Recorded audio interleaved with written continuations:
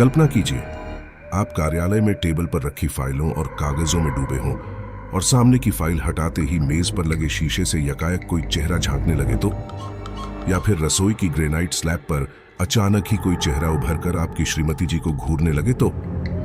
जाहिर है, पहली बार आप और आपकी पत्नी बेशक परेशान न हो। यह भी संभव है आप इसे आंखों का भ्रम समझ आया गया कर दें, पर अगर कोई कहे कि यह तो किसी की आत्मा है या हो सकती है, तो आप क्या कहेंगे? ऐसी ही एक घटना स्पेन को श्रीमती मारिया परेरा के साथ 1971 में उनकी रसोई में ही घटी थी। उस चेहरे को देखकर श्रीमती परेरा थोड़ी अचंभित तो हुई, पर आंख का भ्रम समझकर फिर से अपने काम में लग गई। थोड़ी देर बाद उन्होंने नजर घुमाई तो भी वो चेहरा जिसके पास वहां बना हुआ था। इस पर श्रीमती परेरा ने सोचा, शायद स्लैब पर जमी गर्द पर पड़े निशान से वहां चेहरे जैसा कुछ बन गया हो। लिहाजा उन्होंने उसे झाड़ पोंछ और रगड़कर मिटाना चाहा, लेकिन चेहरा अपनी जगह अमिट रहा। वह एक महिला का चेहरा था और उस पत्थर में एकदम साफ दिख रहा था। अब तो श्रीमती परेरा परेशान हो गई। लोगों की सलाह पर उन्होंने वहां सीमेंट का नया प्लास्टर तक करवा डाला, पर वो चेहरा उस प्लास्टर में से भी झांकने लगा। बल्कि अब तो रसोई में दीवारों और फर्श से भी चेहरे झांकने लगे। खास बात यह थी कि कभी ये चेहरे गायब हो जाते, लेकिन थोड़ी देर बाद फिर दिखने लगते। उनकी भाव भंगिमाएं भी बदली ही होने लगी। अब तो श्रीमती परेरा की रसोई के चेहरों की खबर दर दर तक फैल गई। शहर भर के लोग भी उनकी रसोई में झांकते चेहरों की एक झलक पाने के लिए कतार बांधे खड़े रहने लगे। उधर श्रीमती परेरा को न जाने क्या सची कि उन्होंने हर ऐसे मेहमान से फीस वसूलनी शुरू कर दी। जब ये खबर नगर अधिकारियों तक पहुंची तो उन्होंने हस्तक्षेप करके देखने दिखाने का यह सिलसिला बंद करवाया। कराची के गली मोहल्लों में पिछले काफी समय से नीली साड़ी वाली एक मृत लड़की की तथाकथित भटकती आत्मा के किस्से सरगर्मी से लोगों का ध्यान अपनी ओर खींच रहे हैं। कुछ साल पहले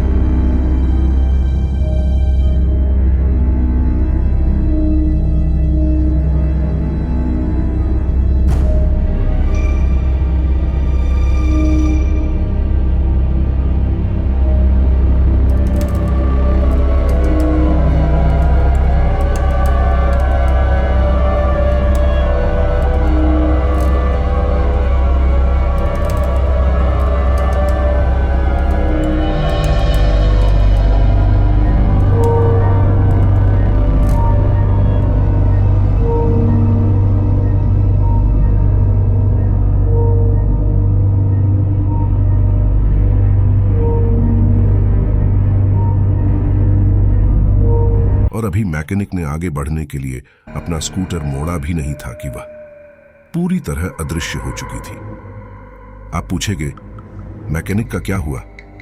वह 2-4 दिन बाद ही अपने कुछ दोस्तों के साथ समुद्र में नहाने के लिए निकला और वहां पानी में डूबकर उसकी मृत्यु हो गई। मैकेनिक के बाद एक पुलिस अधिकारी की बारी आई। तस्करी नियंत्रण विभाग का यह वरिष्ठ अधिकारी एक रात कार से अपने घर वापस लौट रहा था। उसने देखा कि नीली साड़ी पहने एक लड़की उसे रुकने का इशारा कर रही थी। उसने अपनी गाड़ी रोक दी। उसे शक हुआ कि वह लड़की अपराधियों के किसी गिरोह से जुड़ी हुई है।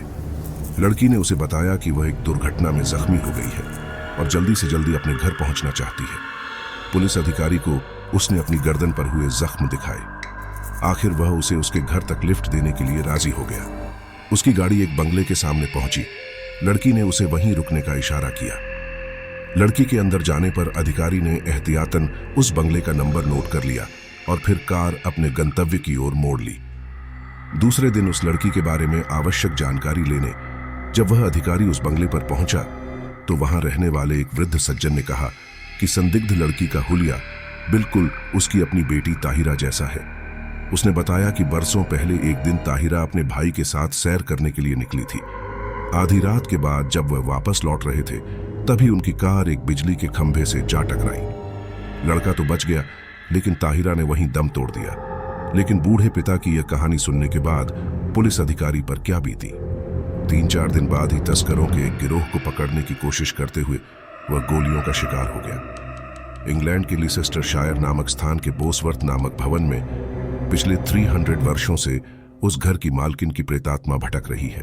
वैसे यह प्रेतात्मा अन्य भूत प्रेतों की भांति रात्रि में ही भवन में इधर से उधर मंडराया करती है। यह प्रेतात्मा बच्चों को हमेशा उपहार प्रदान किया करती है। जब बच्चे घरों में सो रहे होते हैं तो चुपचाप उनके पास पहुंचती है और बगल में उपहारों के पैकेट रखकर गायब हो जाती है। जब बच्चों को अपने आप उपहार मिलने लगे तो यह चर्चा जंगल में आग की भांति सर्वत्र फैल गई। पता चला कि एक प्रेतात्मा ही बच्चों में उपहार बांटती है। बोसवर्थ नामक विशाल भवन को सर डिसोडियो ने बनवाया था। उनकी उम्र 24-25 वर्ष के करीब थी। एक दिन उन्हें क्लब की युवती से प्रेम हो गया। उसे उन्होंने बिना शादी के अपने घर में रख लिया। कुछ दिन तो मौज मस्ती से गुजरे, लेकिन एक रात्रि को सर डिसोडियो की भवन की छत से गिरने से मृत्यु हो गई। अब डिसोडियो की कुंवारी पत्नी को ही विशाल भवन की देखरेख करनी पड़ी। रात्रि में वह बिस्तर पर करवटें बदलती तो उसे डिसोडियो की याद सताया करती। उसकी आंखों में आंसू भर आते।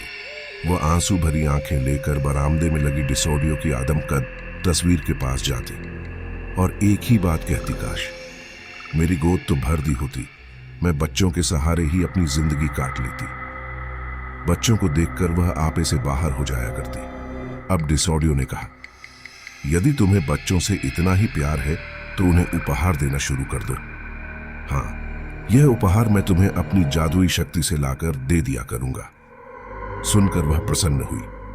उसी दिन से बच्चों के बीच रात्रि में उपहार बांटने लगी। वैसे डिसोडियो की प्रेत बनी इस कुमारी पत्नी का नाम मोरिया था। मोरिया इंग्लैंड क्लब की सुंदरी भी रह चुकी थी। मोरिया की मृत्यु हुए 3 सदियां बीत गई है, लेकिन अभी भी वह प्रेत योनि में ही है। वह खंडहर अवस्था में खड़े अपने भवन की रक्षा किया करती है।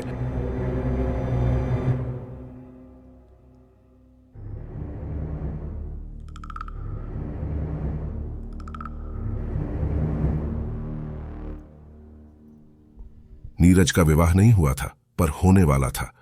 कुछ दिनों बाद नीरज की भी शादी हो गई। कुछ दिनों तक तो ठीक ठाक चलता रहा, पर उनकी बीवियों में आपस में नहीं बनती थी, तो उन्होंने अलग अलग रहने का फैसला किया। दोनों अलग अलग रहने लगे। राजू अलग होने पर बहुत काम चोर हो गया था। पहले वह भाई नीरज के साथ थोड़ा बहुत काम काज कर लिया करता था। वह दिन दिन और काम चोर होता गया और उसकी आर्थिक स्थिति खराब हो गई और नीरज अपना काम काज सही करता रहा। उसने अपनी मेहनत से काफी अनाज खेत से उगाया। यह सब देख देख कर उसका भाई राजू बहुत जलता था, पर नीरज अपनी तरफ से सही था। एक दिन राजू और उसकी पत्नी ने मिलकर नीरज की पत्नी को रात में मार दिया। नीरज किसी काम से बाहर गया हुआ था। दोस्तों, वह रात अमावस्या की रात थी। चांद अपनी पूरी रोशनी पर था। तारे टिमटिमा रहे थे। रात बिल्कुल शांत थी। उन्होंने पहले उन दोनों ने उसके घर कूदकर पहले सारा अनाज चुरा लिया। जब नीरज की पत्नी को पता चला कि उसके अनाज की कोई चोरी कर रहा है, तब उसने उठकर देखा तो राजू और उसकी बीवी अनाज चुराने में लगे थे। तब नीरज की बीवी ने कहा कि आप यह क्या कर रहे हो? अपने ही घर मैं चोरी। यह सुनकर राजू और उसकी बीवी ने सोचा कि अगर इसने गांव वालों को बता दिया तो वो लोग हमें गांव से ही निकाल देंगे। इस डर के मारे उन्होंने उसकी पत्नी को मार डाला और दूर जंगल में गाड़ के आ गए। सुबह जब नीरज घर पहुंचा तो देखा कि उसका अनाज नहीं है। थोड़ा बहुत बचा था, वह बिखरा पड़ा था। जब उसने अपनी पत्नी को आवाज लगाई पर कोई जवाब नहीं आया। उसने सारे घर को छान डाला पर वो कहीं नहीं मिली। फिर उसने अपनी भाभी से पूछा कि मेरी बीवी कहाँ गई, तो उसने हड़बड़ा के बोला, मुझे नहीं पता, कल शाम तक तो घर पर ही थी। इतना पूछकर उसने पड़ोसियों से पूछा तो किसी ने कहा पता नहीं, और किसी ने बताया शाम तक तो घर पर ही थी। वो बहुत घबरा गया और कुछ लोगों को बताया कि घर का सारा अनाज किसी ने चुरा लिया है और मेरी बीवी का भी पता नहीं है कि कहाँ है। वो उसने घर जाके फिर देखा तो उसे उन गेहूं से एक चाकू मिला और कुछ खून भी पड़ा था। उसे सब कुछ समझ में आ गया कि उसे किसी ने मार के सारा अनाज चुरा लिया है। तब उसने अपनी छत पर जाकर देखा तो उसे कुछ अनाज भी गिरा मिला। तो उसे अपने भाई राजू पर शक हुआ, पर नीरज वैसे भी अपने भाई राजू की बहुत इज्जत करता था, इसलिए उसने कुछ कहा नहीं। तब एक दिन राजू ने कहा कि तू अकेला मत रह, हमारे साथ ही आ जा, हम साथ ही रहेंगे। वह राजू को मना तो नहीं कर सकता, इसलिए वह उसके साथ मन मार के रहने लगा। गांव के कुछ लोग उसकी बीवी को गंदी औरत कहने लगे और कहते थे कि सारा अनाज लेकर भाग गई। बेचारा नीरज अकेला रह गया। चुड़ैल कहीं की यह सब बातें उसे सुनने को मिल रही थी। वह बेचारा क्या करता, अपने भाई को कुछ नहीं कह सकता था। एक दिन की बात है, गांव के कुछ लोग जंगल से लकड़ी लेने गए थे, तो वे लकड़ी काट ही रहे थे। तब उन्हें किसी स्त्री के रोने की आवाज सुनाई दी। तो उन्होंने कहा कि इस जंगल में कौन रो रहा है, कहीं कोई रास्ता तो नहीं भटक गया। तो वो लोग जिधर से आवाज आ रही थी उसी तरफ चल दिए। कुछ दूर चलकर उन्होंने देखा कि एक औरत एक पेड़ के नीचे बैठकर रो रही है। जब तक वो उसके पास पहुंचते वह गायब हो गई। उन लोगों ने जब इस तरह का दृश्य देखा तो वो घबरा गए। उनके तो पसीने छूटने लगे। तब एक आवाज आई कि अब तुम लोग कभी भी इस जंगल से लकड़ी नहीं काटोगे, और जो भी यहां लकड़ी काटने आएगा वो जिंदा वापस नहीं जाएगा। और तुम लोग मुझे चुड़ैल कहते हो ना, तो चुड़ैल सही, आज से तुम्हारे गांव में कभी पानी नहीं बरसेगा। तुम लोग भूखे मरोगे, यहां सिर्फ अकाल पड़ेगा, और अमावास की रात एक लाश तुम्हारे गांव में जरूर मिल जाओ। तुम सब गांव वालों को जाकर बता दो, आज से 3 दिन बाद अमावस्या है। एक आदमी की मौत जरूर है, जिसने भी मुझे मारा है वो बचेगा नहीं। मेरा अनाज खा करके मुझे चुड़ैल कहते हो गांव वालों, मैं तुम्हें छोड़ूंगी नहीं। आज मैंने तुम्हें बख्श दिया, जाओ जाओ जाओ, चले जाओ मेरे जंगल से, मुझे अकेला छोड़ दो, जाओ, मुझे तैयारी करने दो, जाओ। और फिर रोने लगी। वो लोग डर गए। ये सब क्या था, स्त्री रोने का कारण क्या था? एक आदमी बोला, अरे वह कह रही तो थी कि मेरा अनाज चुरा लिया और मुझे मार दिया। इसका मतलब यह नीरज की बीवी थी, जिसे किसी ने अनाज के लिए मार डाला है और वह चुड़ैल बन गई है। तभी एकदम एक भयानक चेहरा उनके सामने आया। तुम लोग अभी तक गए नहीं, जाओ यहां से, वरना मैं तुम्हें भी मार दूंगी। उनके तो होश उड़ गए। भागो भागो चुड़ैल। चुड़ैल ऐसा कहते हुए वह गांव पहुंचे। सारे के सारे ऐसे हाँप रहे थे, जिंदगी में इतना कभी नहीं भागे होंगे। गांव वालों ने इस तरह उन्हें भागते हुए देखा तो कहने लगे, क्या हुआ चुड़ैल चुड़ैल, बके जा रहे हो, आगे भी कुछ बोलो। अरे तुम्हें बोलने की पड़ी है, हमारी जान पर बनी है। अरे पर हुआ क्या, तुम लोग इस तरह क्यों हाँफ रहे हो, बताते हैं, पहले सांस तो लेने दो। तब उन्होंने गांव वालों को बताया कि नीरज की बीवी चुड़ैल बन गई है, और उसने हमसे कहा है कि मेरा अनाज किसी ने चुरा कर, किसी ने उसे मार के जंगल में दफना दिया है।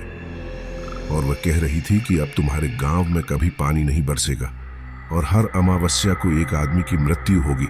जब तक उसकी आत्मा को शांति नहीं मिल जाएगी, तब तक यूं ही वो लोगों को मारती रहेगी। एक आदमी ने पूछा, पर नीरज की बीवी को मारा किसने? कुछ लोगों ने कहा, पता नहीं, कोई तो है इस गांव में जिसने ये पाप किया है कि एक हिंदू औरत को दफना दिया। पर जिसने भी ये काम किया है, उसकी वजह से सारा गांव मुसीबत में पड़ गया है। ये बात सुनकर राजू भी वहां पहुंच गया, और सब बातें सुनकर उसके होश उड़ गए, और वह घबरा सा गया और कहने लगा, वो चुड़ैल कोई और होगी, वह चुड़ैल नहीं बन सकती, वह तो अनाज लेकर भाग गई है। कुछ गांव वालों ने कहा, वो तो अमावस्या को ही पता चलेगा कि किसने उसकी हत्या की थी। चलो आने अपने घर जाओ, सब लोग जो होगा देखा जाएगा। राजू के चेहरे पर तो 12 बज ही गए थे, और वह भागता हुआ अपनी बीवी के पास पहुंचा और बोला कि हम लोग अब नहीं बचेंगे। आज से 3 दिन बाद अमावस्या को वो चुड़ैल हमें मार डालेगी। वो बोली, तुम पागल तो नहीं हो गए? तुम्हारी तबीयत तो सही है, क्या हो गया है? चुड़ैल हमें मार डालेगी? कौन चुड़ैल? अरे वही नीरज की बीवी जिसको हमने मारकर जंगल में दफना दिया था। क्या? हाँ, वो सारे गांव वाले कह रहे थे। नीरज ने ये सारी बातें छुपकर सुन ली थी और अनजान बनकर बोला, भैया इतना क्यों डरे हुए हो? कौन तुम्हें मार डालेगा राजू? अरे नहीं, वो तो मैं तुम्हारी भाभी को उस चुड़ैल के बारे में बता रहा था। फिर यह सुनकर नीरज चला गया, पर राजू की रातों की नींद खराब हो गई। वह बहुत डरा हुआ था। वह सपने में भी उस चुड़ैल को देखकर डर जाता था। वो और उसकी पत्नी बहुत परेशान थे। उसकी पत्नी सोचती थी कि पहले वो मुझे मारेगी और वो अपनी सोचता था। दोनों ही डरे हुए थे। उन्हें समझ में नहीं आ रहा था कि क्या करे। 2 दिन ऐसे ही निकल गए। तीसरे दिन अमावास थी। सारा गांव डरा हुआ था। सब लोग यही बात कर रहे थे, पता नहीं आज किसकी मौत है। शाम होते ही सब लोग दरवाजा बंद करके सो गए। रात के 12 बज गए थे। सारा गांव जाग रहा था। नीरज तो बेफिक्र होके बाहर ही।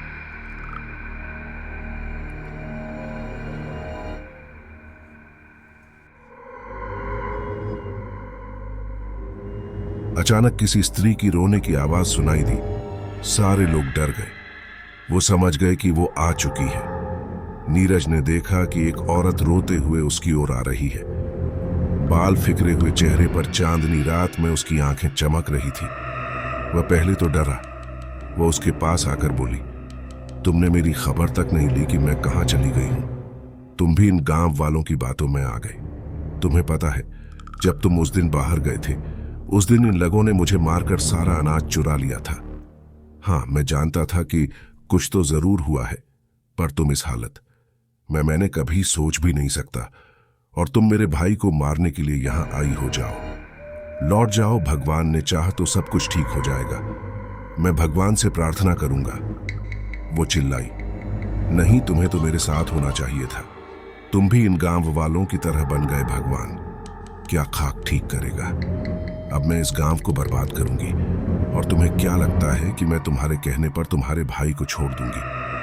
नहीं, मैं इस दिन के लिए कितना रोई हूं और कितना तड़पी हूं। मैं उसे नहीं छोड़ने वाली। उन दोनों में से एक की मौत आज जरूर है। नीरज, नहीं, तुम ऐसा नहीं कर सकती। तुम मेरे बीच में मत आओ। नहीं, मैं भूल जाऊंगी कि तुम मेरे पति हो। हट जाओ। उसने उसे रोकने की कोशिश की। उसने नीरज को ऐसा धक्का मारा, नीरज हवा में उड़ाता हुआ जमीन पर आ गिरा और वह बेहोश हो गया। यह सब राजू की बीवी गेट के छेद से देख रही थी। उस चुड़ैल ने गेट में धक्का मारा और उसकी बीवी के बाल पकड़ के बोली, चुड़ैल तो तू है। तूने मेरा सब कुछ छीन लिया। अब तुम्हें नहीं छोड़ूंगी। उसने राजू की बीवी का कलेजा चीर के उसका दिल निकाल लिया। हाँ हाँ हाँ हाँ, अब मुझे थोड़ा सुकून मिलेगा। अब की बार तेरी बारी है। कहाँ छुपा है तू? और हाँ, गांव वालों, तुम भी कान खोल के सुन लो।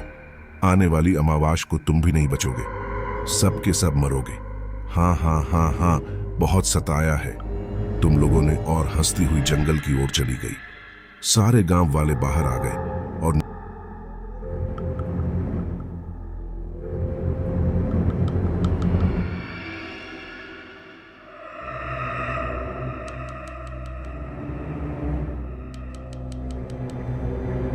सुबह उसके शव को जलाया। सारे गांव वाले राजू से भला बुरा कह रहे थे कि इसकी वजह से हम सब लोग एक दिन ऐसे ही मरेंगे। सारे गांव वाले, हाँ, इसकी ही वजह से हमारे लिए यह मुसीबत खड़ी हुई है। इसको तो नरक भी नहीं झेलेगा। अपने ऐसे भाई के साथ तूने धोखा किया है। तो दोस्तों, यह थी एक अमावास की रात की एक चुड़ैल की कहानी। अब सुनो आगे की दास्तां कि किस प्रकार उस गांव में दोबारा शांति आई। नीरज, शांत हो जाओ। भगवान हमारी मदद जरूर करेगा। ऐसा तो कोई होगा जिसे हमारी मदद के लिए भगवान भेजेगा। कोई खुदा का नेक बंदा ही अब हमें बचा सकता है। दोस्तों, जब फिल्म में विलन होता है तो एक हीरो का भी होना जरूरी होता है, चाहे वो अजय देवगन हो या सुनील शेट्टी। तो सुनो कहानी का अगला पार्ट। अब तो सब लोग बस भगवान से प्रार्थना करने लगे हैं, भगवान हमें इस मुसीबत से निकालो है प्रभु। अब तो हम तुम्हारी शरण में हैं। भगवान तो बस किसी न किसी बहाने से जो लोग भूल उन्हें भूल जाते हैं उनको याद दिलाते हैं। तभी तो कहते हैं दुख में सुमिरन सब करे और दुख में करे न कोई। और जो सुख में सुमिरन करे तो दुख काहे को होए। तो दोस्तों, भगवान भी बड़े दयालु है, तुरंत क्षमा भी कर देते हैं। तो उस गांव में किसी की मौत आने से पहले भगवान ने एक फरिश्ते को उस गांव में भेज दिया। उसका नाम था विराट। वह भगवान को मानने वाला एक नेक बंदा था। वह किसी काम से वहां से गुजर रहा था। रात होने वाली थी, इसलिए उसने सोचा कि क्यों ना मैं रात भर यहीं ठहर जाऊं। वह उस गांव की ओर चल दिया। कमर में तलवार लटकाए हुए राजाओं जैसे कपड़े पहने। मैं अजनबी को देखकर कुछ लोगों ने पूछा कि तुम कौन हो, कहां से आए हो। उसने कहा कि मैं विराट हूं और किसी काम से यहां से गुजर रहा था। रात होने वाली है तो सोचा क्यों ना मैं यहां रात भर रुक जाऊं। एक गांव वाले ने पूछ, अच्छा तुम ही वो विराट हो जिसे लोग भगवान का भेजा हुआ फरिश्ता कहते हैं। उसने कहा, हाँ कुछ लोग कहते हैं। सब लोग उसके पैरों में गिर पड़े। भगवान ने हमारी सुन ली, तुम जैसे फरिश्ते को भेज दिया। हमें बचा लो विराट, हमें बचा लो, हमें उस चुड़ैल से बचा लो। तुम ही हो जो हमारी मदद कर सकते हैं। विराट, अरे ये क्या कर रहे हो, पहले खड़े हो जाओ। फिर सब खड़े हो गए। अब बताओ बात क्या है, तुम इतने घबराए हुए क्यों लग रहे हो। अरे गांव अमीन, एक चुड़ैल हम सबको मार डालेगी। अरे मैं आ गया हूं ना, सब कुछ ठीक हो जाएगा। आओ सारे बताओ मुझे क्या हुआ है। तब गांव वालों ने सब कुछ बता दिया और राजू और नीरज को बुलाया और कहा, राजू तुमसे जो लालच में जो कुछ हुआ बुरा हुआ उसे तुम भूल जाओ और हमारा साथ देकर इस गांव को बचाओ। और नीरज तुम अपने बड़े भाई को माफ कर दो। नीरज, मैं तो भाई से कभी गुस्सा भी नहीं हुआ, मगर आप लोगों को लगता है कि मैं गुस्सा हूं तो भाई मुझे माफ कर देना। और उसने राजू के पैर छू लिए। राजू ने उसे उठाकर गले लगा लिया। दोनों की आंखों से आंसू निकल रहे थे। तब विराट ने कहा, हमारे पास कल का वक्त है और परसों अमावास है। तुम लोगों को किस किस चीज का इंतजाम करना है मैं बताऊंगा। अब आप लोग निडर होकर अपने घरों में सो जाइए, सुबह मैं सबको बता दूंगा। विराट को गांव वालों ने बढ़िया पकवान, मिठाइयां और खूब मेहमान नवाजी की और बढ़िया बिस्तर।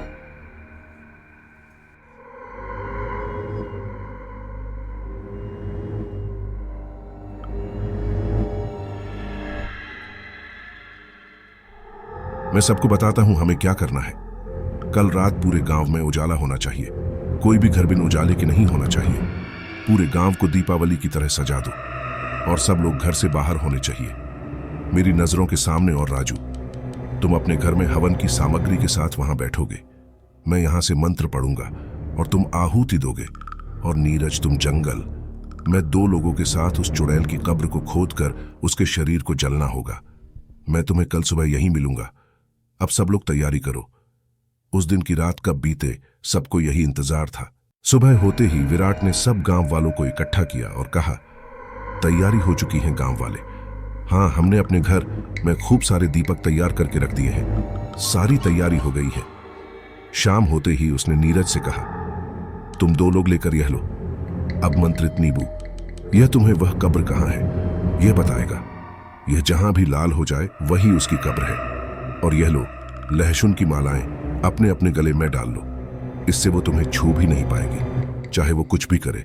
तुम डरना मत, वो किसी भी तरह तुमसे इस माला को उतारने की कोशिश करेगी, पर तुम यह गलती मत करना वरना वो तुम्हें मार देगी। अब तुम लोग जाओ, अपना ध्यान रखना।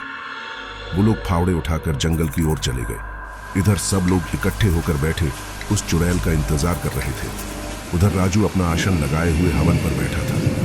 रात के 12 बज रहे थे कि किसी के पैरों की आहट सुनाई दी। सब लोग उधर देखने लगे। क्या देखते हैं कि बाल फिकरे हुए सफेद साड़ी में एक औरत चली आ रही है। उसने गांव में रात रोशनी देख वह रुकी और फिर आगे बढ़ी। उसने देखा कि सारे गांव वाले बाहर बैठे हैं, जैसे कि उन्हें बिल्कुल डर नहीं किसी बात का। वह जोर से चिल्लाई। उसने जोर से हवा चलाई कि सारे दीपक बुझ गए। सारे गांव में अंधेरा हो गया। सारे लोग डरने लगे। वह कभी इधर दिखे कभी उधर। अब तुम सब लोग मरोगे ऐसा होते देख विराट ने कहा, रुक जाओ, इन गांव वालों को छोड़, मुझसे लड़। इनसे मैंने कहा था। यह सब करने को चुड़ैल बोली, तू कौन है? वह बोला, मेरा नाम विराट है और तुम किसी को बिना नुकसान किए हुए यहां से चली जाओ वरना मुझे तुम्हें मारना पड़ेगा। यह ले उसने उसको अपनी शक्ति से बहुत दूर फेंक दिया और वह दीवार से जा टकराया। इसे सबक सीखना ही पड़ेगा। उसने अपनी तलवार निकाली और उस पर हमला कर दिया। वह एकदम गायब हो गई। उसका वार खाली निकल गया। अब वो गायब हो गई, बस आवाज सुनाई दे रही थी। विराट ने भगवान से प्रार्थना की और आंखें खोली। अब उसे वह चुड़ैल दिखाई देने लगी। उसने अपनी तलवार से उसके चोट पहुंचा दी। अब वह अपने को हारता देख वह राजू की ओर लपकी। विराट ने मंत्र पढ़ना शुरू किए हैं। प्रभु, मैं अपने पापों को कबूल करता हूँ, मुझे माफ कर दो, मैं आगे से कभी ऐसी भूल नहीं करूंगा। यही राजू दोहरा रहा था और वह हवन में आहुति दे रहा था। वह उसके ऊपर लपकी। उससे पहले ही विराट ने अपनी तलवार निकाली और उसके पेट में घुसेड़ दी। तलवार उसके पेट को चीरते हुए पार निकल गई। वो चिल्लाई, वो भागती हुई जंगल की ओर चली गई। उधर नीरज और उसके दोस्तों को वो कब्र मिल गई। वो उसे खोद ही रहे थे कि उन्हें किसी के चिल्लाने की आवाज आई। वो समझ गए कि चुड़ैल आ रही। उनके खोदने की स्पीड बढ़ाई और उसकी लाश को निकाला। वो उस लाश को निकाल पाए ही थे कि वह वहां आ पहुंची। वो उन पर झपटी जैसे ही उसने उन पर हमला करना चाहा। वह चीख कर दौड़ जा गिरी। वह लहसुन को देखकर दूर से ही चिल्लाए जा रही थी, उसे मत छुओ, उसे मत जलाओ। तब तक विराट भी उसका पीछा करते हुए वहां आ पहुंचा। उसने कहा, जल्दी से इस शरीर को जला दो। उनके तो हाथ कांप रहे थे, माचिस भी नहीं जल रही थी और वह चिल्लाए, नहीं नहीं नहीं जा रही थी, नहीं, मुझे छोड़ दो उसे। बात 1988 की है, तब जब रात बेरात टैक्सी ऑटो मिलना खाला जी का घर नहीं था। लोग बसों से सफर करते थे। सिनेमा के बस 4 बांधे बंधाए शो होते थे, दोपहर 12 बजे से रात के 12 तक ही। ऐसे ही एक बार की बात है। दिन सो चुका था पर रात अभी जागी थी। रात की आखिरी बस से उतरकर राजबीर ने घर का रुख कर लिया था। आम सी रात थी, पर फिर भी जाने क्यों राजबीर का मन किसी अनजाने डर से घबरा रहा था। रह रहकर उसे ऐसा लग रहा था कि कोई न कोई उसका पीछा कर रहा है। हालांकि किसी के कदम सुनाई नहीं दे रहे थे, पर उसे ऐसा लग रहा था कि कोई काला सा साया उसके पीछे पीछे चलता हुआ आ रहा है। न चौकीदार के सड़क पर डंडा ठोकने की आवाज और न ही किसी जानवर की पुकार। रात जरूरत से कहीं ज्यादा सुन्न थी। सर्दी नहीं थी, पर फिर भी रह रहकर राजबीर के रोंगटे खड़े हो रहे थे। आज कुछ ज्यादा ही देर हो गई थी। दरअसल दोस्तों के साथ वो एक पिक्चर का रात का शो देखकर अकेला लौट रहा था। उसका घर बॉस स्टैंड से लगभग 1-1.5 किलोमीटर दूर था। अमावस की रात थी तो चांद की रोशनी भी नहीं थी। दूर दूर तक लगे खंभों में लगे बिजली के बल्ब उसे ऐसे लग रहे थे जैसे लंबे लंबे साए हाथ में हाथ डालकर सड़क के दोनों ओर खड़े हों, और वो बल्ब नहीं, उनके चेहरे पर चमकती एक आंख हो। इस तरह की कई आंखें बदस्तूर उसे घूरती जा रही थी, और उसका पीछा करता साया भी अपना रास्ता बदलने की नहीं सोच रहा था। उसने हिम्मत कर घड़ी देखी तो आधी रात के 12:50 हुए थे। उसने अपने कदम और तेज कर लिए। थोड़ी आगे जाकर वो अपने घर की ओर जाने वाली सड़क पर मुड़ने को ही था कि उसने एक अजीब सा दृश्य देखा। उसने देखा कि एक बहुत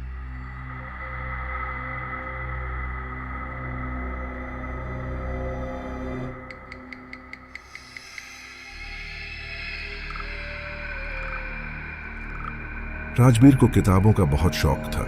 किताबें देखते ही वो बिल्कुल भूल गया कि क्या वक्त हुआ है।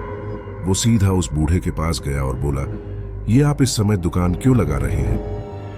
पहले तो बूढ़े ने कोई जवाब नहीं दिया, पर जब एक बार फिर राजबीर ने जोर देकर पूछा तो बूढ़ा बोला, मेरे ग्राहक इसी वक्त आते हैं, और वापस अपना काम करने में लग गया। राजबीर ने ध्यान दिया तो सारी की सारी किताबें भूतों, प्रेतों और चुड़ैलों और डायनों से वास्ता रखती थीं। यहां वहां टटोल कर उसने एक किताब उठाई जिसका नाम था सुसाइड नोट। आप यहां रोज बैठते हो बाबा? राजबीर ने बूढ़े से पूछा तो वो बोला, जिंदगी के ठिकाने हैं तो मौत के भी हैं। जहां मुझे मौत इशारा करती है वहीं दुकान लगा लेता हूं। राजबीर ने घर पहुंचते ही चैन की सांस ली, फैन ऑन किया, कपड़े बदले और हाथ मुंह धोकर सीधा अभी लाई किताब ले अपने बिस्तर पर कूद पड़ा। घर पहुंचकर उसे बहुत सुकून सा मिल रहा था, बहुत अच्छा लग रहा था। खिड़की पर लगे पर्दे पंखे की हवा से हल्का हल्का लहरा रहे थे। घर आकर कुछ देर लेटने के बाद उसे हल्की हल्की ठंडक सी महसूस हो रही थी। उसने पैरों के पास रखी चादर खोली, कढ़ाई वाले तकिए पर अपना सर रखा और चादर ओढ़कर किताब को ध्यान से देखने लगा। अजीब सा कवर था किताब का। एक पल को तो उसे ऐसा लगा कि कवर पर बना चेहरा बिल्कुल असली है। उसे ऐसा लगा जैसे उस चेहरे की आंखों की पुतलियां हिल रही हैं और लगातार उसे घूर रही हैं। उसने किताब के कवर को थोड़ा बहुत घुमाया तो उसे लगा कि कवर में बना चेहरा भी कवर के साथ साथ घूम गया है। पर कैसे भी घूमे कवर पर बने उस आदमी की आंखें जैसे उसी पर गड़ी हैं। उसके लिए उस किताब के कवर से नजरें हटाना बड़ा मुश्किल।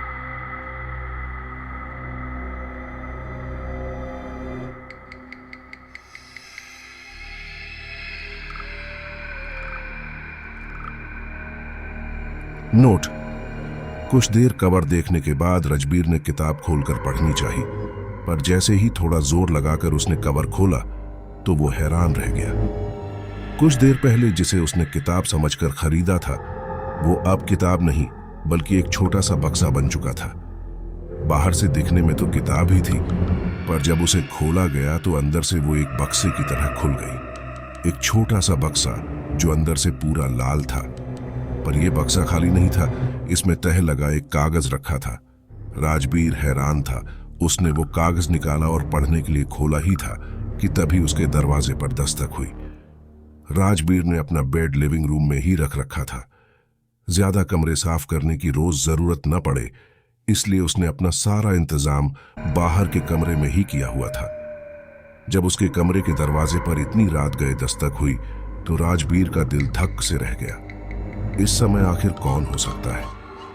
उसने महसूस किया कि पूरा कमरा किसी भीनी सी खुशबू से भर गया है, पर साथ ही उसे किसी अनजाने से डर ने भी घेर लिया था। एक पल को तो उसे लगा कि कुछ बहुत बुरा होने वाला है। उसके माथे पर पसीने की बूंदें साफ साफ चमक रही थी। वो इतना डर गया था कि बिस्तर से हिल भी नहीं पा रहा था। उसने सोचा कि दरवाजा खोलने की जरूरत ही नहीं है, जो भी होगा फिर आ जाएगा। बाहर कोई लगातार दरवाजा बजा रहा था। लगभग 5 मिनट तक ऐसे ही कोई दरवाजा खटखटाता रहा। फिर अचानक कोई भी आवाज आनी बंद हो गई। सर्दी नहीं थी, पर राजबीर ने सर से पांव तक खुद को चादर से ढक रखा था। डर के मारे वो पसीने से तरबतर हो चुका था। उसकी हिम्मत नहीं हो रही थी दरवाजे की ओर मुड़कर देखने की। तभी धड़ाम से दरवाजा अपने आप खुल गया और किसी गाड़ी के हॉर्न की तेज तेज आवाज आने लगी। दरवाजा खुलने के साथ ही वो कमरा गाड़ी की हेडलाइटों की रोशनी से नहा गया था। जब काफी देर हॉर्न बजना बंद नहीं हुआ तो मजबूरन राजबीर ने चादर से अपना चेहरा निकालकर देखा तो वो हैरान रह गया। उसके घर के बाहर एक बहुत ही महंगी कार खड़ी थी जिसका पीछे का दरवाजा खुला था और पीछे एक बहुत खूबसूरत जवान लड़की जामुनी रंग की साड़ी पहने बैठी थी और उसे अपने पास आने का इशारा कर रही थी। इतनी सुंदर लड़की तो शायद उसने सपने में भी नहीं देखी थी। उसे समझ नहीं आ रहा था कि यह क्या हो रहा है। हॉर्न बजना बंद हो चुका था, पर वो लड़की लगातार उसे अपने पास आने का इशारा कर रही थी। जाने क्या जादू था उस लड़की में। राजबीर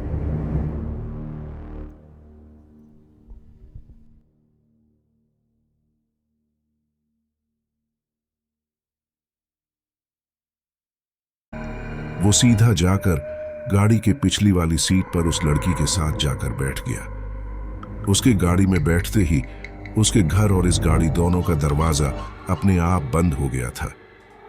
गाड़ी धीरे से स्टार्ट हुई और जाने कहां के लिए निकल पड़ी, पर राजबीर में यह सब सोचने की ताकत नहीं थी।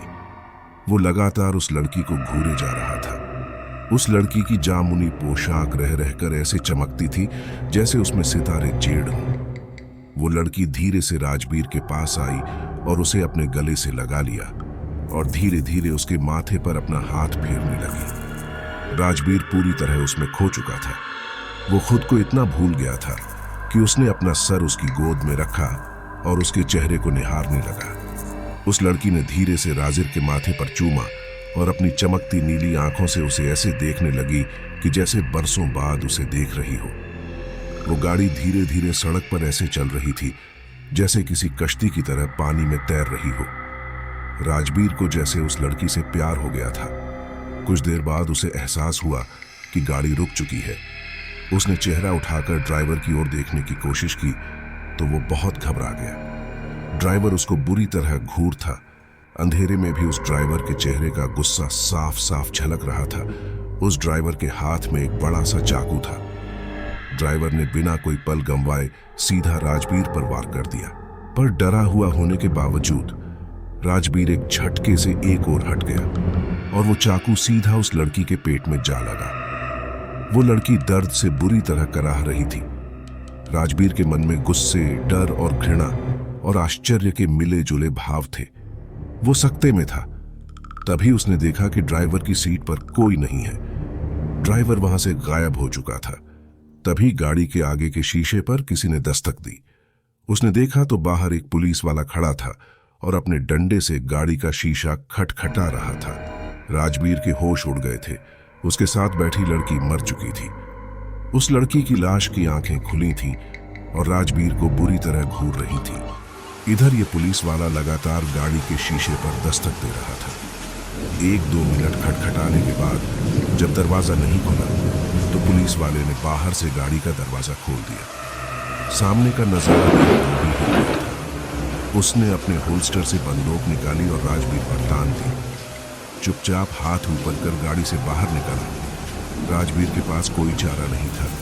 उसने बिना कुछ कहे ही बाहर आना ठीक समझा। आखिर सारे सबूत उसके खिलाफ जो थे। वो बाहर निकला तो हैरान रह गया। गाड़ी और कहीं नहीं बल्कि पुलिस स्टेशन के बरामदे में खड़ी थी। उसे याद आया कि उस गाड़ी के ड्राइवर का चेहरा जिसने उस खूबसूरत लड़की का कत्ल किया था, हूबहू उस किताब बेचने वाले से मिलता था जिसने उसे सुसाइड नोट नाम की किताब आज रात बेची थी। पुलिस वाले की आवाज देते ही अंदर से और पुलिस वाले निकल आए और राजबीर को बुरी तरह जकड़ लिया। उसे अंदर सलाखों के पीछे फेंक दिया गया और एक पुलिस वाला उसके पास बैठ उसे पूछ पूछ कर सारा ब्यौरा लिखने लगा। राजबीर समझ नहीं पा रहा था कि आखिर उसे कैसे समझाए कि उसके साथ कोई बहुत बड़ा धोखा हुआ है। वो बार बार उस पुलिस वाले से कह रहा था कि उसने कोई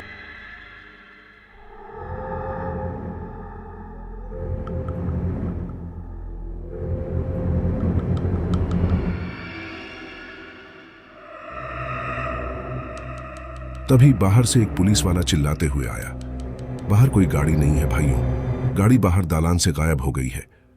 सारे पुलिस वाले बाहर भागे। तभी राजबीर ने देखा कि वही लड़की जो कुछ देर पहले मर चुकी थी स्ट्रेचर से उठी और थाने के बाहर की ओर चल दी। हालांकि उसके पेट में लगा हुआ चाकू साफ साफ दिख रहा था, पर वो बिना किसी दर्द के चलती हुई थाने के बाहर जा रही थी कि चाल रुकने के बाद आज शायद चांद ने भी निकलने से मना कर दिया था। झींगुरों की आवाजें और चमकती बिजलियां इस वक्त किसी के भी दिलों की धड़कनें बढ़ाने के लिए काफी थी। थाने के दरवाजे पर पहुंचकर उसने पलटकर राजबीर की ओर देखा और फिर गायब हो गई। राजबीर के रोंगटे खड़े हो गए थे। बाहर पुलिस वाले अब भी गायब हो चुकी गाड़ी के रहस्य को समझने में लगे थे कि ये सब नजारा देख राजबीर ने बुरी तरह चीखना शुरू कर दिया था। पुलिस वाले भागे भागे अंदर आए तो अंदर से उस लड़की की लाश गायब थी। राजबीर ने पहली बार इतने सारे वर्दी वालों को एक साथ कांपते देखा था। वो समझ गए कि यह कोई भयानक ऊपरी मामला है और अब उन्हें कुछ हद तक राजबीर की बात पर विश्वास हो चला था। सबूत और गवाह के न होने से अब वो राजबीर को हवालात में नहीं रख सकते थे। उसी पल उसे सलाखों की कैद से निकाल पुलिस की जीप में ही उसके घर वापस छोड़ दिया गया। थका हारा रात के वाक़े से बुरी तरह परेशान राजबीर घर में घुसा तो रात के 2:30 बज चुके थे। उसने देखा कि किताब की शक्ल में वही मनहूस बक्सा अभी भी उसके बिस्तर पर पड़ा था और उस पर बना वो भयानक चेहरा अभी भी घूर रहा था। उसने गुस्से में वो बक्सा उठाया और घर के बाहर उसे घूर फेंक दिया। इसके बाद वो सीधा जाकर अपने बिस्तर पर लेटा और नींद ने बेहोशी की शक्ल में उसे बुरी तरह जकड़ लिया। रात का सन्नाटा और गहरा हो चला था। बर्फ सी ठंडी किसी चीज के छूने से राजबीर की आंखें धीरे धीरे खुल रही थीं। पर बर्फ सी क्या, ये तो बर्फ ही थी। उसने महसूस किया तो मालूम हुआ कि वो अपने बिस्तर पर नहीं बल्कि एक मोटी सी बर्फ की सिल पर लेटा था। उसके कपड़े बदल चुके थे और उसके आसपास उसके सारे रिश्तेदार इकट्ठे हो बुरी तरह रो रहे थे। उसके माता पिता उसके पास बैठे आंसू भारी आंखों से लगातार उसकी ओर देख रहे थे। उसकी मां रह रहकर उसके माथे पर हाथ फेर रही थी और बुरी तरह रोए जा रही थी। पर ऐसा कैसे हो सकता था? वो तो वापस आकर अपने बिस्तर पर ही सोया था। फिर ये सब क्या था? राजबीर ने महसूस किया कि वो जिंदा था, पर चाहकर भी हिलडुल नहीं पा रहा था। उसका शरीर किसी मुर्दे की तरह बेजान पड़ा था। वो सब कुछ महसूस कर रहा था, पर न ही उसका दिल धड़ाक रहा था और न ही उसकी नब्ज चल रही थी।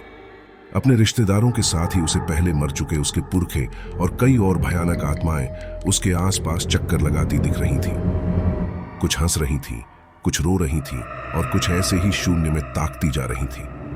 उसने मुंह से बोलने की पुरजोर कोशिश की। वो चीख चीख कर सबको ये बताना चाह रहा था कि वो जिंदा है, मारा नहीं, पर उसके शरीर का कोई भी हिस्सा अब उसके काबू में नहीं था। कुछ देर बाद वही हुआ जो किसी के मरने के बाद होता है। उसके मुर्दा पड़ चुके शरीर को नहलाया गया, उसकी अर्थी सजाई गई, फूल और कफन चढ़ाया गया और उसकी अंतिम यात्रा शमशान के लिए निकल पड़ी। वो अपने आसपास सब कुछ महसूस कर रहा था, सुन रहा था, पर जिंदा होते हुए भी इस तरह मुर्दों की तरह पड़े रहने के अलावा उसके पास कोई चारा भी तो नहीं था। कुछ देर बाद शशान पहुंचकर उसे चिता पर लिटा दिया गया था। वो बड़ा हैरान था कि कभी भी अंधेरा पड़ने के बाद अंतिम संस्कार नहीं किया जाता, पर ये इस नामुराद रात में उसके साथ क्या हो रहा था। न तो अभी उजाला था और न ही वो कोई मुर्दा, पर वो ये उन सबको बताता भी तो कैसे बताता। चिता सजाई गई और उसकी जिंदा लाश को उस पर लेटा दिया गया और साथ ही अंतिम संस्कार के मंत्र बोलने शुरू कर दिए गए। इसके साथ ही चिता में आग लगा दी गई और उसका बेजान शरीर जलती आग की सलाखों में कैद हो गया। उन लपटों के बीच से उसने देखा कि मंत्र पढ़ने वाला पंडित कोई और नहीं बल्कि वही आदमी था जिससे उसने वो शैतानी किताब खरीदी थी। उस बूढ़े की आंखें अंधेरे में चमक रही थीं और उसके हाथ में वही किताब थी जिसे राजबीर ने अपने घर के बाहर फेंक दिया था। किसी मोमबत्ती की तरह राजबीर का शरीर चिता की गर्मी से मोम की तरह पिघल पिघल कर शशान की जमीन पर गिर रहा था। इतने दर्द का एहसास उसने अपनी पूरी जिंदगी में नहीं किया था और इतनी बेबसी उसने कभी भी महसूस नहीं की थी। तभी किसी ने उस बूढ़े के हाथ से वो किताब ले सीधे आग की लपटों के हवाले कर दी। राजबीर ने ध्यान से देखा तो ये कोई और नहीं बल्कि खूबसूरत जामुनी ड्रेस पहने वही लड़की थी जिसने गाड़ी में उसे बड़े प्यार से गले लगाया था। उस लड़की के पेट में अभी वो चाकू वैसे ही गुस्सा हुआ था जैसे कि उसे अभी किसी ने उसके पेट में उतारा हो। वो लड़की भी दर्द से कराह रही थी, पर फिर भी हिम्मत करते हुए उस लड़की ने बूढ़े के हाथ से वो किताब छीनकर सीधी राजबीर की जलती चिता में फेंक दी थी। यहां उस किताब ने आग की लपटों को छुआ और इसके एक पल बाद ही राजबीर ने खुद को वापस अपने बिस्तर पर लेटा पाया। लगभग सुबह होने को थी, पर उसे ऐसा महसूस हो रहा था जैसे कि वो बहुत ज्यादा बीमार है। इतना बीमार कि उसमें सीधा खड़े रहने की भी हिम्मत नहीं थी। वो अपने बिस्तर पर जा गिरा और सो गया। जब तक वो उठा दोपहर के 12 बज चुके थे। वो 1 घंटा बिस्तर पर पड़ा करवटें बदलता रहा। रात को उसके साथ गुजरी बदकिस्मती के निशान अभी भी उसके जहन पर चोट कर रहे थे। उसे बहुत भूख लग रही थी। किसी तरह वो बिस्तर से उठा। कुछ देर बाद नहा धोकर उसने रसोई में जाकर अपने लिए खाना बनाने लगा, पर रसोई में वो अकेला नहीं था। उसके पीछे जामुनी ड्रेस में वही रात वाली लड़की किचन में उसके पीछे खड़ी उसे लगातार देख रही थी। राजबीर को प्यार भरी आंखों से देखती वो लड़की धीरे से उसके पास आई और बोली, वो बूढ़ा कोई आम किताब बेचने वाला नहीं बल्कि एक भटकता प्रेत है जो जिंदा शरीरों से आत्माएं निकालकर उन्हें तरह तरह से परेशान करता है। न तो वो खुद खुश है और न ही उसके सामने आने वाला कोई और खुश रह पाता है। मुझे वो बरसों पहले मार चुका है और मेरा इस्तेमाल तुम्हारे जैसे आम लोगों को फंसाने में करता है। मैं मरने के बाद भी उससे इतना डरती हूं कि उसकी बात को टाल नहीं पाती। उस बूढ़े प्रेत का हुक्म है, इसलिए मेरे साथ आओ, मुझे तुम्हें कुछ दिखाना है। और इसके साथ ही वो पारी सी लड़की राजबीर का हाथ पकड़कर उसे उसके बिस्तर के पास ले गई। बिस्तर पर जो राजबीर ने देखा तो वो वहीं जम गया। बिस्तर पर राजबीर की लाश पड़ी थी। उसकी लाश के साथ ही वही मनहूस किताब रखी थी जो अब कोई डिब्बा नहीं बल्कि किताब बन चुकी थी।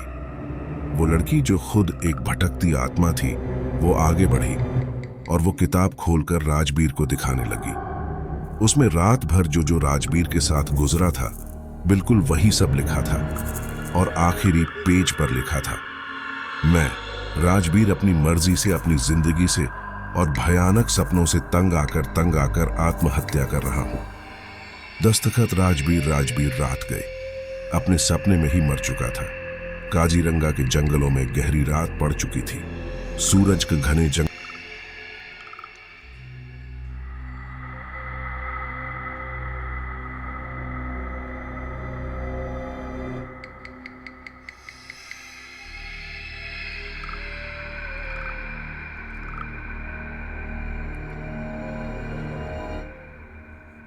उनके बीच की बातें मिलने के कुछ ही मिनटों में तनातनी पर उतर आई थीं। बीच बीच में मैं उनके चलने लेने से पुरानी लकड़ी के फर्श की चरचराहट से माहौल और भयवना लग रहा था। मेज पर रखे अपने पेग में बर्फ डालते हुए गहरे सन्नाटे को भंग करने के लिए फ्रांसिस ने कुमार को बोस के लिए टोंट करते हुए एक बेकार सा सवाल पूछा। ये इन शानदार वादियों में छुपा पुराना लकड़ी का ट्री हाउस क्या वाकई में पुलिस की नजर से इतना छुपा है कि कोई हमें यहाँ कोई भी कानूनी मुलाजिम ढूंढ नहीं पाएगा? कुमार, मुझे तो कभी कभी लगता है कि बॉस का दिमाग अब सठिया गया है और तुम्हें और मुझे मिलकर धंधा संभाल लेना चाहिए। छुपे काटेज का एक ही मतलब है मेरे लिए फ्रांसिस। जब बॉस ने कहा है कि ये छुपा है तो ये छुपा ही है ना। समझदार कम लफ्जों में ही समझ जाते हैं फ्रांसिस, पर मैं समझ सकता हूं तुम्हारी बात अलग ही है। कुमार ने तीखे शब्दों में वापस टोंट किया। बकवास बंद कर कुमार, मेरे पास तेरी फालतू बातें सुनने का टाइम बिल्कुल नहीं है। जल्दी बता मुझे यहाँ क्यों बुलाया है। और इसी के साथ फ्रांसिस ने अपनी अलग अलग जेबों से 5 रिवॉल्वर एक एक करके कुमार और अपने बीच रखी मेज पर निकाल कर रख दी। इस बेवकूफाना हरकत का मतलब? कुमार ने गुस्से से पूछा। इसके साथ ही कुमार का चेहरा काफी सख्त हो गया था। कुछ नहीं कुमार, बस अपनी जेब का बोझ हल्का कर रहा हूं और तेरे दिमाग का। तेरे हर क्यों का जवाब मेरे पास नहीं है। मुझे लगता है ये 5 रिवॉल्वर मेरी पहरेदार रहेंगी और तेरी किसी भी गलत हरकत का जवाब यही देंगी। ऐसा है तो फिर ये ले, ये वेट और ये 2।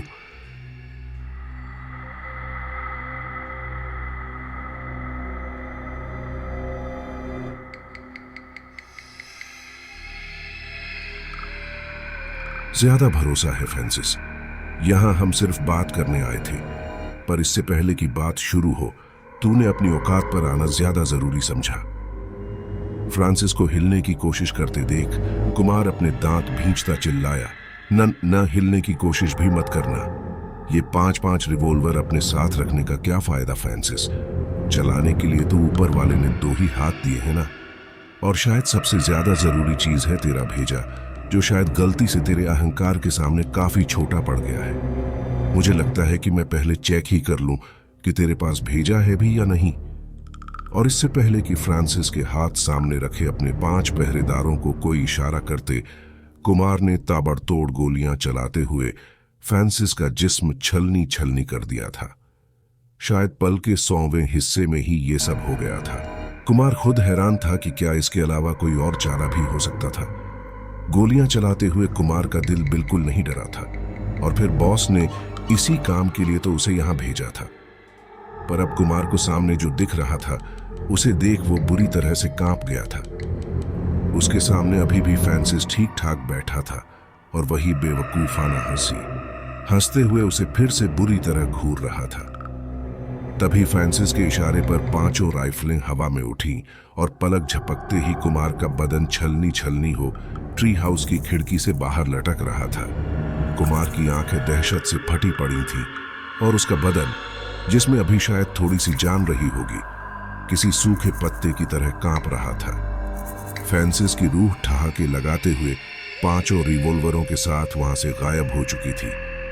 दोस्तों, हमारे दिमाग और शरीर की क्षमताएं यानी एबिलिटीज हमारी समझ के तब तक परे हैं जब तक हम खुद उन्हें जानने के लिए या जगाने के लिए अपने दिमाग को तैयार न करें। टेलीकाइनेसिस एक ऐसी क्षमता है जिससे कि एक जीता जागता व्यक्ति अपनी मानसिक शक्ति के द्वारा सामने रखी चीजों को दूर से ही नियंत्रित यानी कंट्रोल कर सकता है।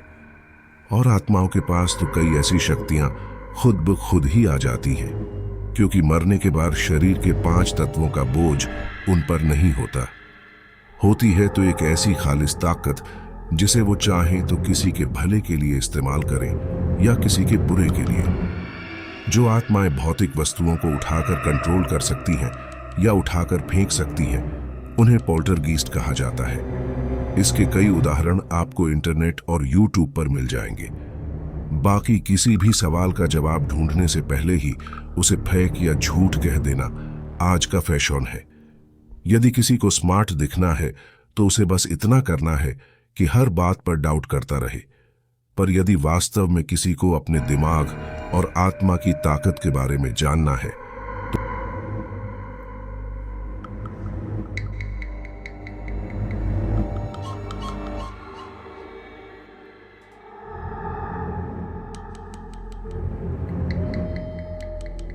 इधर रात को चमचमाती मुंबई के एक शानदार बंगले के बड़े से शानदार हॉल में हल्का हल्का संगीत चल रहा था। हॉल में लगे बिस्तर पर लेटे डॉन के माथे पर चिंता की लकीरें उभर आई थीं।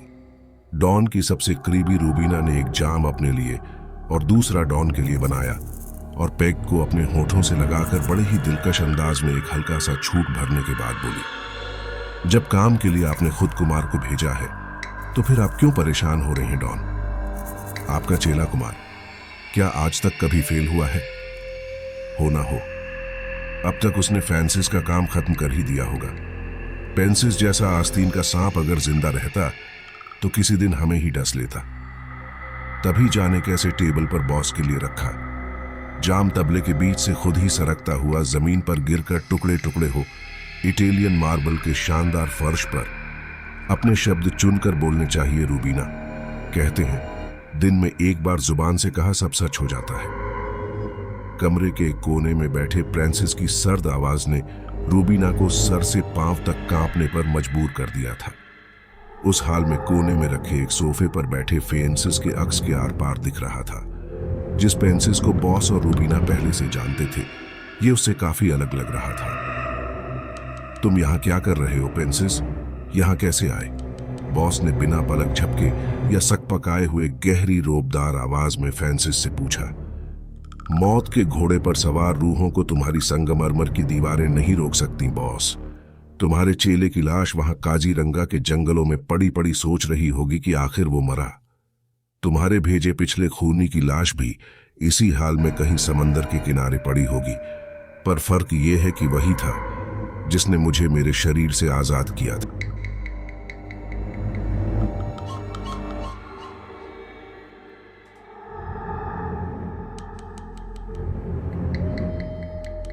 कई सौ लोगों की लाशों पर पैर रख रख कर कामयाबी की इस सीढ़ी पर पहुंचा डॉन फ्रांसिस की ये बात सुन खिलखिलाकर हंस पड़ा और बोला, फ्रांसिस, तेरी ये गीदड़ वाली बात कुछ हद तक तो ठीक ही है शायद, पर फर्क सिर्फ एक है।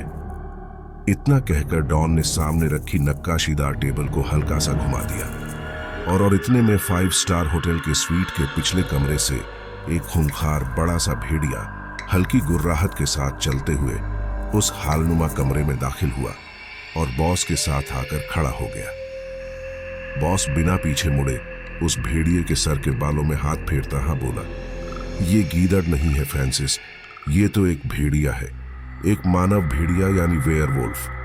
ये वो मानव भेड़िया है जिसे चांद की रोशनी नहीं चाहिए खुद को इंसान से भेड़िए में बदलने के लिए। ये जब चाहे इस रूप में आ सकता है, जैसे अभी ये वहां लाश बनकर पड़ा था और अब यहां खड़ा है क्योंकि तुम्हारी तरह ही ये भी अपनी आम आदम जिंदगी से आजाद हो चुका है।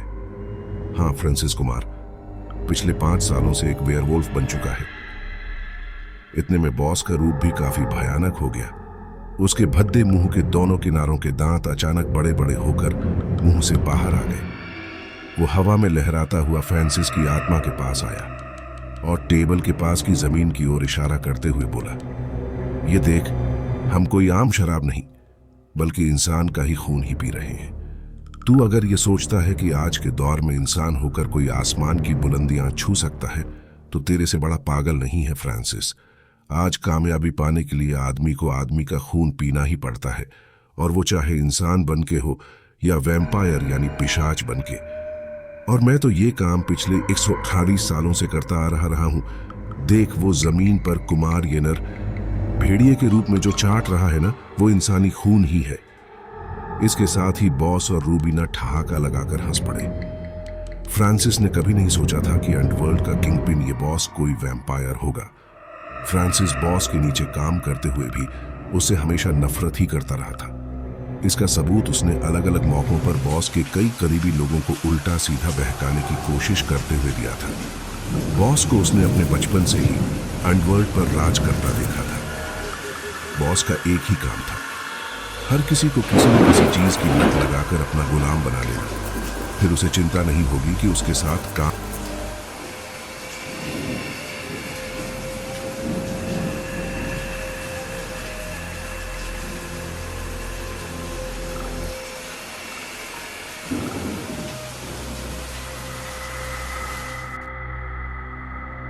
उनकी ये हंसी फ्रांसिस के अहंकारी वजूद को बिल्कुल भी बर्दाश्त नहीं हुई और उसकी रूह उसी पल वहां से गायब हो गई। भेड़िया बना कुमार जमीन से चाट कर सारा खून साफ कर चुका था और अब अपनी लंबी लाल जीभ अपनी नाक के आसपास फिराते हुए बेसब्री से बॉस की तरफ देख रहा था।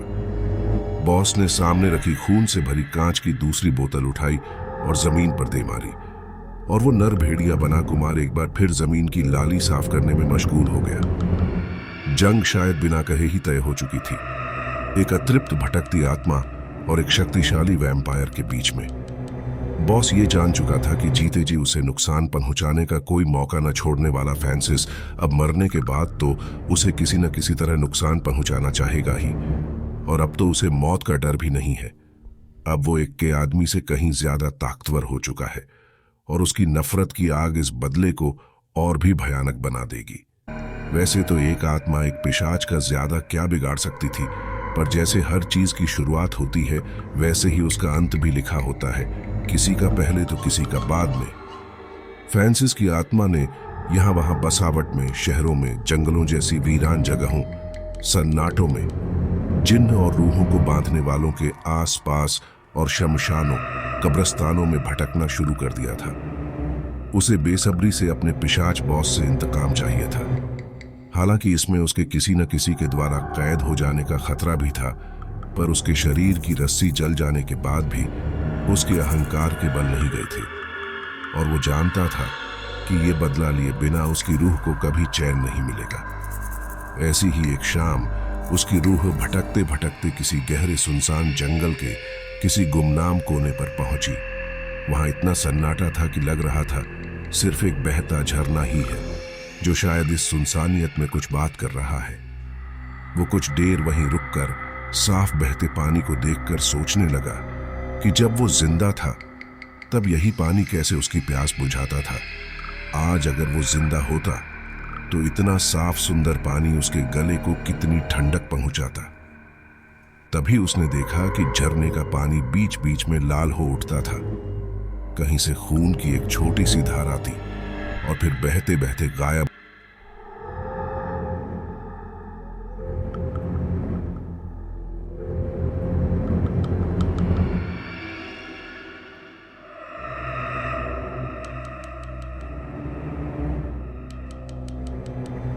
थोड़ा और ऊपर जाकर फ्रांसिस की आत्मा उस घर की पिछली दीवार के आर पार हो घर के अंदर दाखिल हो गई और वहां जो उस रूह को दिखाई दिया वो कुछ ही समय पहले जिंदगी से आजाद हुए फ्रांसिस के लिए भी काफी अजीब और भयानक था। सामने एक लंबा चौड़ा सा काला आदमी शेर की खाल लपेटे हुए बड़ा सा पैना चाकू हवा में लहरा रहा था। उसने खोपड़ियों की बड़ी सी बेल्ट अपने पेट पर बांध रखी थी। उसके चेहरे पर अलग अलग रंगों से अजीब अजीब से कबीलाई निशान बने थे। वो इतना ताकतवर लग रहा था कि फ्रांसिस इस रूप में भी घबरा रहा था कि कहीं वो उसे देख न ले। वो ताकतवर राक्षस जैसा आदमी बार बार कोई अजीब सा मंत्र बुदबुदा रहा था। ओ हीरवान वुडू मैनिफेस्टियर इन माई, यानी ओ वुडू के मालिक मुझ में प्रकट हो। और नीचे बैठी लगभग बेहोश सी एक लड़की की गर्दन पर उसी चाकू से घाव कर रहा था। वो घाव करता था और उस लड़की की गर्दन से खून रिसता था। उसके बाद वो जैसे ही मंत्र बोलता था वो घाव खुद ही भर जाता था। ऐसा लग रहा था जैसे कि उस लड़की में चीखने की हिम्मत भी नहीं बची थी। वो गर्दन से पैरों तक खून से नहा चुकी थी। उस लड़की ने खुद को ढंकने के लिए सिर्फ एक तौलिए जैसा ही कुछ पहना था। कमरे में चारों ओर खून ही खून फैला था, पर उस लड़की की बेबसी का उस भयानक आदमी पर बिल्कुल किसी तरह का कोई असर होता नहीं दिख रहा था। वो लगभग 6.5 फीट का बलिष्ठ काला सा आदमी था। कुछ आधे घंटे तक ये सिलसिला ऐसे ही चलता रहा और उसके बाद उस आदमी ने चाकू को पास रख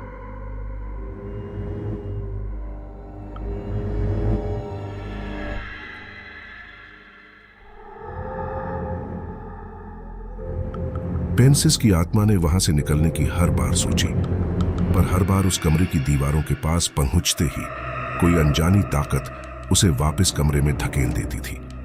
चाहे पेंसिस की जिंदगी कैसी भी रही थी, पर यह नजारा देखते ही उसका मन उस लड़की के लिए काफी परेशान हो गया था। दोस्तों, मौत के बाद भी अगर किसी की रूह भटकती है तो उसकी सोच, उसका मन भी उसी के साथ भटकता है, और वही मुर्दा शरीर छोड़ देने के बाद भी आत्मा को यहां वहां भटकने। और इसी तरह उस काले आदमी ने बताया कि वो एक अफ्रीकन वूडू तांत्रिक है और उस लड़की पर किसी तरह का अत्याचार नहीं कर रहा, बल्कि ये तो एक अफ्रीकन वूडू तरीका है किसी के बुरे कर्म और पुराने श्राप को हटाने के लिए। इसके बदन के जख्म इसके बुरे कर्मों को काट रहे हैं। जो रह रहकर उस नाली में बह रहा है वो सिर्फ इसका लहू ही नहीं, बल्कि इसके पापों का बोझ है जो कतरा कतरा हल्का हो रहा है। जल्दी ही ये अपने बुरे भूतकाल यानी पास्ट से मुक्त हो जाएगी और अपनी आत्म को और ताकतवर बनाने के लिए और बाकी लोगों की मदद के लिए आगे की साधनाओं में लग जाएगी। इस घावों से रिश्ते लहू के साथ साथ इसने खुद को उन चाहतों से अलग कर लिया है जिसे जीते जी कोई भी इंसान अपनी जरूरत समझता है। अच्छा स्वाद, अच्छा घर, शरीरों की कभी ना खत्म होने वाली प्यास, दौलत, शोहरत, जिनके लिए कोई किसी का भी खून तक कर सकता है, उनसे अलग होने के लिए ये अपना लहू बहा रही है। ये कोई छोटी साधना नहीं है। इसने खुद को इंसान की भलाई के लिए समर्पित कर दिया है और जल्द ही इसके साथ मिलकर मैं और कुछ लोगों को इसी तरह जिंदा और मुर्दा लोगों की भलाई के लिए तैयार करूंगा। फ्रांसिस की रूह उस आदमी की बातें सुन मन ही मन बुरी तरह पछता रही थी कि आखिर जीते जी ही वो ये समझ के जाता तो आज इस हाल में न भटक रहा होता। दूर वान बूते माँ की उसील राई वान आल्ले सोंदेस, यानी पश्चाताप की आग तुम्हारी आत्मा को हर पाप से आजाद कर देगी। और इसके साथ ही अपने सर पर उसके हाथ के स्पर्श से ही गुले नाम की वो लड़की उठकर ऐसे खड़ी हो गई जैसे कुछ हुआ ही ना हो। उस वूडू पुजारी ने अपना हाथ हवा में लहराया और बोला, ओ फ्रांसिस की आत्मा, तुझे यहां देखकर ऐसा लग रहा है कि मौत के बाद भी इंसान की किस्मत नहीं मरती।